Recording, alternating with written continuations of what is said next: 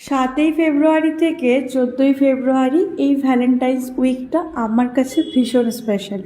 তার কারণ এই ডেগুলো বিয়ের আগে আমরা কখনো সেলিব্রেট করতে পারিনি, যেহেতু আমাদের লং ডিস্টেন্স রিলেশনশিপ ছিল, পাপাই আসামে থাকতো।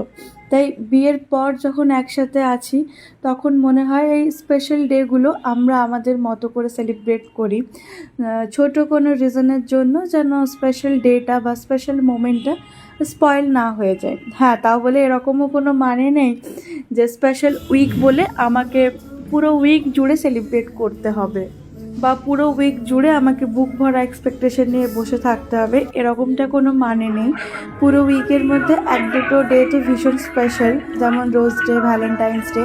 তো এই এক দুটো দিন নিজেদের মতো করে সেলিব্রেট করতে বেশ ভালোই লাগে। তো 7 তারিখে একটা আর্টিফিশিয়ালের রোজ পাপাই আমাকে গিফট করেছিল, তার জন্য ভীষণ ভালো লাগছিল।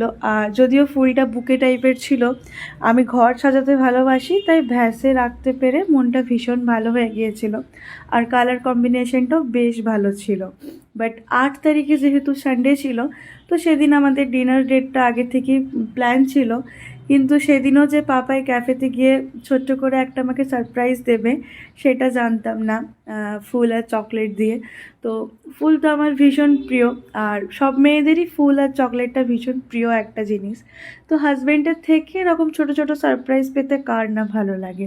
তো যাই হোক, 7 তারিখ আর 8 তারিখ মিলিয়ে কিছু কিছু অংশ তোমাদের সাথে শেয়ার করলাম। মোটামুটি দিনটা ভালোই কেটেছে, খুব একটা খারাপ বলবো না। তো কেমন লাগলো ভিডিওটা অবশ্যই জানিও কমেন্টে। টাটা।